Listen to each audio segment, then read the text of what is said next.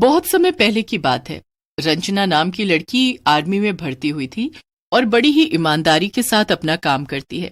वो इतनी बहादुर थी कि अपनी जान की परवाह किए बगैर वो बड़े से बड़े दुश्मन से भिड़ जाती थी।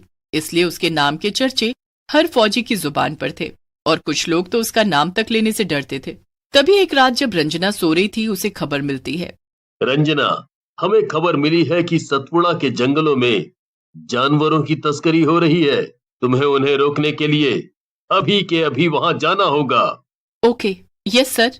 पर उसमें तुम्हारी जान को खतरा भी हो सकता है। सर, मुझे अपनी जान की परवाह नहीं है। अगर देश की सेवा करते हुए मेरी जान भी चली जाए तो इससे ज्यादा मेरे लिए गर्व की क्या बात होगी। फिर वो एक पल भी गवाए बगैर सतपुड़ा के जंगलों में मिशन पर चली जाती है और वहां जाकर वो देखती है, अरे ये तो इन मासूम जानवरों को कैद करके रखा हुआ है। अगर जल्दी मैंने कोई कदम नहीं उठाया तो ये इन्हें पकड़ कर ले जाएंगे और बेच देंगे। रंजना फिर बिना समय गवाए उन आदमियों को पकड़ने के लिए आगे बढ़ती है। मैं तुम्हें नहीं छोड़ूंगी। तुम यहाँ बेचारे मासूम जानवरों की तस्करी करते हो, इन्हें मारकर इनकी खाल बेचते हो। अब तुम गए, अब तुम नहीं बचोगे। रंजना के हाथ में बंदूक थी और वो एक एक करके उन जानवरों की तस्करी करने वालों पर चलाने लगती है, जिसमें कुछ कुछ आदमी मारे जाते हैं और कुछ घायल हो जाते हैं। मर गया, मर गया रे। मर गए, इनका तो यही हाल होना चाहिए। बेचारे मासूम जानवरों को मारते हैं, उन्हें भी तो दर्द होता होगा। रंजना एक एक करके सभी दुश्मनों पर गोलियां चलाए जा रही थी। तभी अचानक से पेड़ के पीछे से गोलियां चलने की आवाज आने लगती है। तो रंजना दौड़कर झाड़ियों में छिप जाती है और वहां से सभी आदमियों पर गोलियां चलाने लगती है। तूने मुझ पर गोलियां चलाई, अब तू नहीं बचेगा। फिर वो सारी की सारी गोलियां उन सभी आदमियों के सीने में उतार देती है, जिसमें सभी आदमी मारे जाते हैं। मर गए सारे। इससे पहले कि कोई और यहाँ आ जाए, मुझे इन जानवरों को आजाद करना होगा। रंजना सभी जानवरों को आजाद कर रही होती है, तभी न जाने एक आदमी जिंदा कैसे बच जाता है और वो रंजना पर गोली चलाने लगता है, जिसमें वो बुरी तरह से घायल हो जाती है। अब तो तू गया, ये ले, मर। फिर वो उस आदमी को भी गोली मार देती है, जिसकी वजह से वो ठीक से हिल भी नहीं पा रही थी और प्यास की वजह से उसका गला भी सूख रहा था। पानी, पानी। रात बहुत हो चुकी थी। चारों तरफ घना जंगल होने की वजह से उसे कुछ दिखाई भी नहीं दे रहा था। फिर वो कराती हुई बेहोश हो जाती है और फिर अगली सुबह रंजना के सभी साथी उसे हर जगह ढूंढ रहे थे, पर वो उन्हें कहीं नहीं मिल रही थी। उन्होंने पूरा जंगल तक छान मारा, पर रंजना का कहीं कुछ पता ही नहीं था। पूरा जंगल छान मारा, पर रंजना मैडम का कहीं पता नहीं लगा। क्या हुआ होगा उनके साथ? क्या कह सकते हैं, इतना घना जंगल है, कुछ भी हो सकता है। शायद कहीं कोई जानवर उन्हें खा गया होगा। अब हम वापस जाकर कर्नल साहब को क्या जवाब देंगे? बहुत ढूंढने के बाद भी जब रंजना उन्हें कहीं नहीं मिलती तो वो सभी थक हार कर वापस चले जाते हैं और कर्नल साहब को रंजना की खबर देते हैं। पता नहीं रंजना के साथ क्या हुआ होगा। फिर ऐसे ही कुछ दिन बीत जाते हैं और फिर एक दिन कर्नल को खबर मिलती है। हमें खबर मिली है कि सतपुड़ा के जंगलों में फिर से जानवरों की तस्करी की जा रही है। अगर हमने उन्हें नहीं पकड़ा तो ना जाने कितने बेकसूर जानवर मारे जाएंगे और फिर जंगल में कोई जानवर ही नहीं बचेगा। हमें जल्दी से जल्दी उन्हें जानवरों को पकड़ने से रोकना होगा। फिर वो कर्नल अपनी पूरी टीम के साथ सतपुड़ा के जंगलों में उन तस्करी करने वालों के ठिकाने पर पहुंच जाता है और वो देखता है, ओह, इन आदमियों ने तो सभी जानवरों को पिंजरे में बंद कर रखा है। इससे पहले कि ये सभी आदमी इन जानवरों को यहाँ से कहीं और ले जाएं, हमें इन्हें रोकना होगा। फिर कर्नल और उसके फौजी साथी उन तस्करी करने वालों को चारों तरफ से घेर लेते हैं। हमने तुम्हें चारों तरफ से घेर लिया है, तुम सब अपने आप को हमारे हवाले कर दो और उन मासूम जानवरों को छोड़ दो। हमें धमकी देता है और कहता है कि हम जानवरों को छोड़ दें। वो तस्करी करने वाले कर्नल की बात नहीं मानते और जानवरों को वहां से ले जाने लगते हैं। तभी कर्नल उन सभी तस्करी करने वालों पर गोलियां चलाने लगता है। तभी एक आदमी पीछे से आकर कर्नल पर गोली चला देता है, जिसमें वो बुरी तरह से जख्मी हो जाता है। फिर वो देखते ही देखते बेहोश हो जाता है। तो सभी आदमी मिलकर उस कर्नल को और फिर जैसे ही वो सभी आदमी कर्नल को नीचे फेंक देते हैं तो वहां नीचे खड़ी चुड़ैल सबको देख रही होती है और वो उसे बचा लेती है, जिससे उसकी जान बच जाती है। इनकी इतनी हिम्मत, इन्होंने एक आर्मी वाले को मारने की कोशिश की। अब मैं इन्हें नहीं छोड़ूंगी।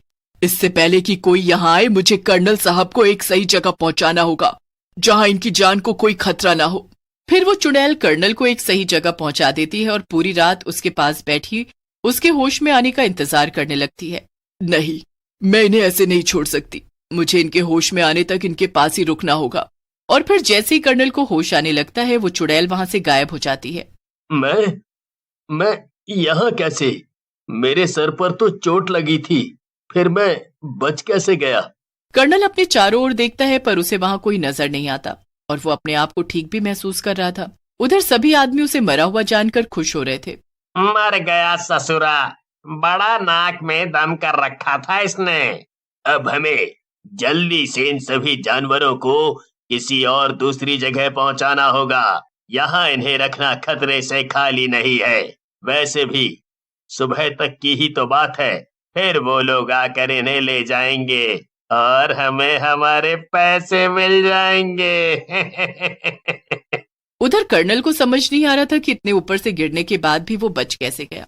तभी उसे कुछ अजीब सा महसूस होता है, जैसे उसके आसपास कोई हो। फिर वो उस ओर ध्यान न देकर उन्हें ढूंढने के लिए निकल जाता है और फिर वो उन्हें ढूंढ ही लेता है और वो देखता है कि वो सभी आदमी जानवरों को ले जाने की तैयारी कर रहे हैं, तो वो उन्हें ले जाने से रोकता है।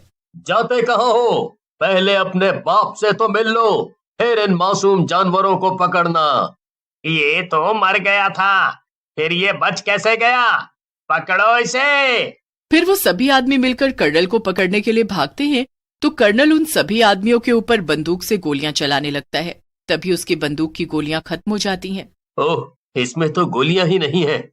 अब मैं इन आदमियों को कैसे मारूंगा? कर्नल के सभी फौजी आदमियों को तस्करी करने वालों ने पकड़ लिया था और वो उन्हें मारने ही वाले थे कि तभी एक भयानक भूत आकर उन सभी फौजियों को बचा लेता है, जिसे देखकर जानवरों की तस्करी करने वाले बुरी तरह डर जाते हैं और वो डर की वजह से चिल्लाने लगते हैं।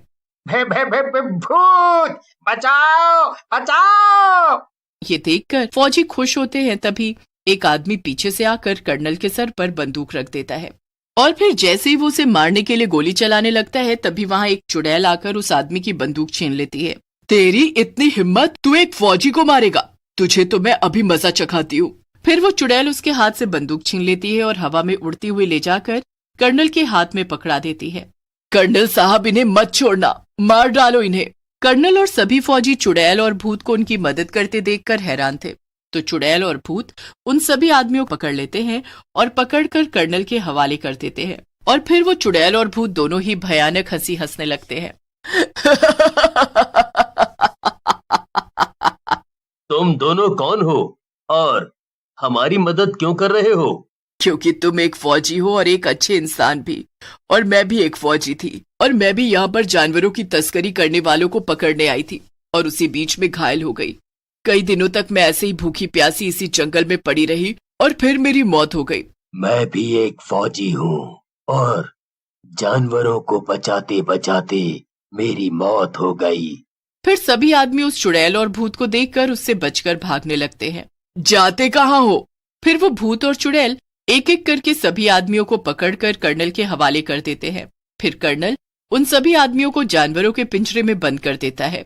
मेरा काम खत्म हुआ, अब मुझे जाना होगा। और मेरा भी काम खत्म हुआ, मुझे भी जाना होगा।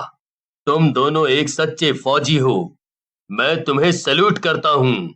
चुड़ैल और भूत दोनों को मुक्ति मिल जाती है और वो वहां से गायब हो जाते हैं और फिर कर्नल उन सभी अपराधियों को पकड़कर जेल में डाल देता है।